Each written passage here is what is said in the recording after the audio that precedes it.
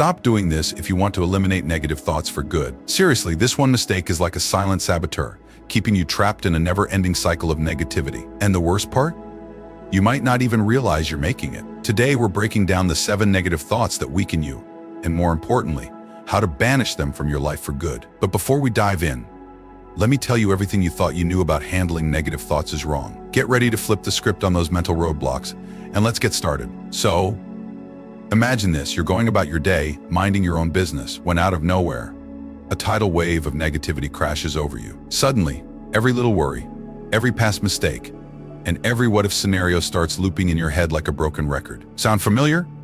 Trust me, you're not alone in this. We all face these moments where our thoughts seem to take on a life of their own, dragging us down into a pit of self-doubt and anxiety. But what if I told you that there's a way to stop this cycle in its tracks? The ancient Stoics, those wise philosophers from a time long past, had some profound insights into how to deal with these mental spirals. They believed that it's not what happens to us that messes with our heads, it's how we think about it. And that's exactly what we're going to explore today. Section 1. Anticipating the future. Let's kick things off with the one culprit, anticipating the future. The future, a vast, unknown landscape filled with possibilities, both good and bad. It's no wonder our minds often get stuck there, trying to predict every possible outcome. But here's the deal, you don't have a crystal ball.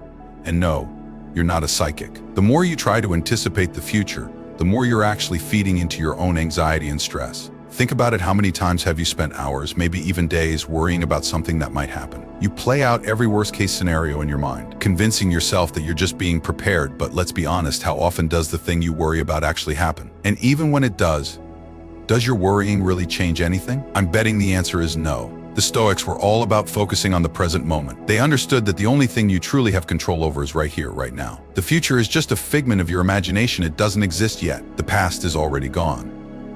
The present is where your power lies. So the next time you catch yourself spiraling into anxiety about what might happen tomorrow, next week, or next year, pause. Take a deep breath and bring your focus back to the present. Remind yourself, the only reality is this very moment, and this is where I have the power to act.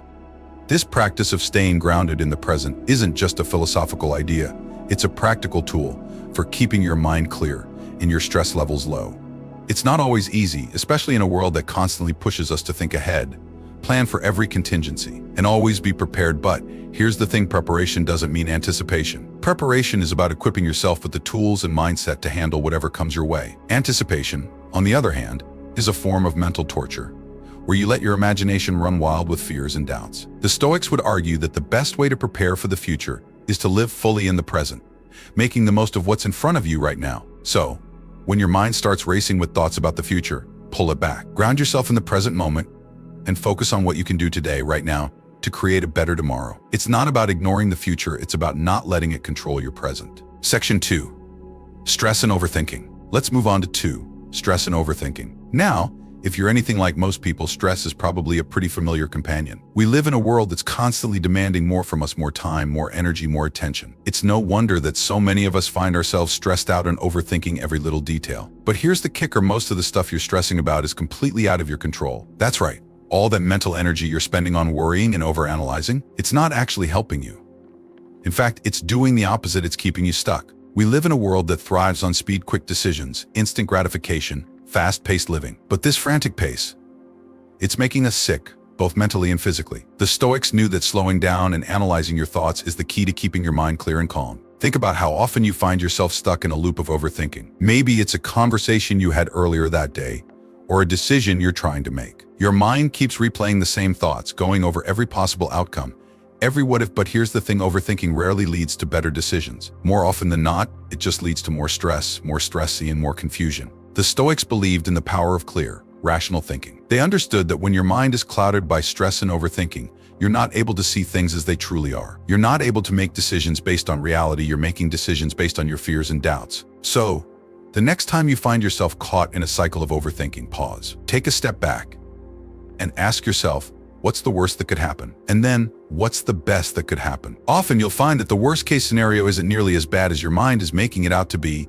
and the best case scenario is more within your reach than arrogant. By slowing down and focusing on the present, you can break the cycle of overthinking and make decisions from a place of clarity and calm. Remember, the goal isn't to eliminate stress entirely, that's impossible. The goal is to manage it, to not let it control you, and to keep your mind focused on what really matters. Section 3. Dwelling on the past. Now let's tackle 3. Dwelling on the past. The past, it's a tricky thing.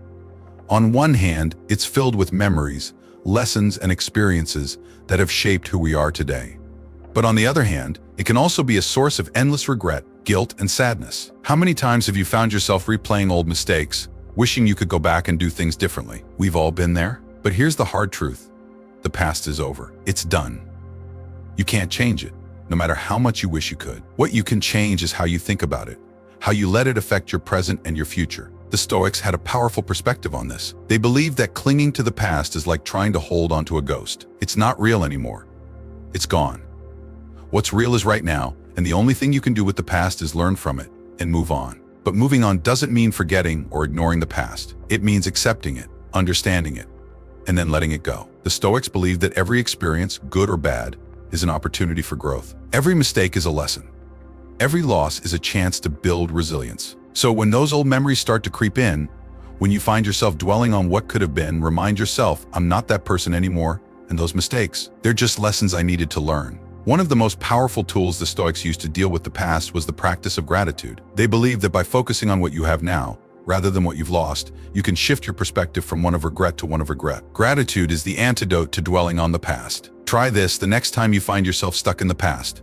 Take a moment to write down 3 things you're grateful for right now. It could be anything: your health, your family, your job, even something as simple as a good cup of coffee. By shifting your focus to the present, you can start to let go of the past and move forward with a sense of peace and acceptance. And remember, the past is a place of reference, not a place of residence. It's okay to visit it, to reflect on it, and to learn from it, but don't live there.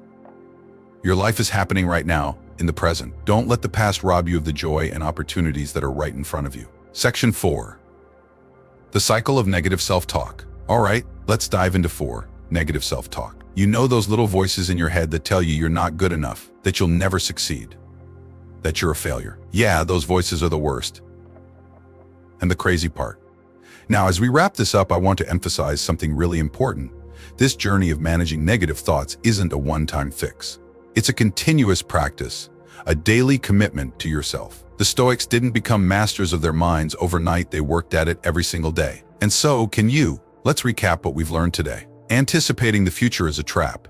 It keeps you stuck in a cycle of anxiety and robs you of the power you have in the present. Focus on the now. That's where your true strength lies. Stress and overthinking are like quicksand. The more you struggle, the deeper you sink. Slow down, breathe, and clear your mind. You don't have to have all the answers right now. Just take one step at a time. Dwelling on the past is like living in a house of mirrors. You keep seeing the same distorted reflections over and over. Learn from the past, but don't live in it. Your life is happening now. Don't miss it. Negative self-talk is a thief.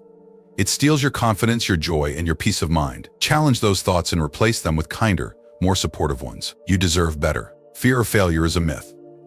Failure isn't something to be afraid of, it's something to embrace. Fail forward. Use every setback as a stepping stone to success. Comparing yourself to others is a losing game. There will always be someone who seems to have it better, but their journey isn't yours. Focus on your own path. That's where your true potential lies. Resisting change only leads to suffering. Change is inevitable, and the more you fight it, the harder it gets. Embrace change and see it as an opportunity for growth. You're stronger than you think. Remember, these aren't just abstract concepts, they're tools you can use every day to navigate the challenges of life. The Stoics didn't just survive, they thrived in some of the most difficult circumstances imaginable. And you can too. Practical application. Here's something I want you to do right after this video. Choose one of these 7 points and apply it to your life today. Just one. Maybe it's catching yourself in a moment of negative self-talk and flipping the script. Or maybe it's taking a deep breath when you find yourself stressing about the future. Whatever it is, take action.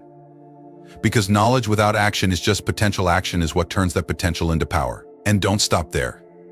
Keep practicing. The more you work at this, the more natural it will become. Over time, you'll find that those negative thoughts that once had a grip on you will start to loosen their hold. You'll begin to see the world and yourself in a whole new light. Before we go, I'd love to hear from you. Which of these 7 thoughts do you struggle with the most? Drop a comment below and let's get a conversation going. Maybe you've got some tips of your own that have helped you share those too. This community is all about supporting each other, and your insights could really help someone else. And hey, if you found this video helpful, please give it a thumbs up and share it with someone who might need to hear this. Don't forget to subscribe for more content that's designed to help you live your best life, rooted in the wisdom of the Stoics. In the end, it's about living with intention. The Stoics taught that we can't always control what happens to us, but we can control how we respond. And that's where our true power lies. So, as you go about your day, remember these teachings. Keep them close, practice them often, and watch as they transform your life from the inside out. You've got this. Thank you for watching, and I'll see you in the next video with more insights, more tools,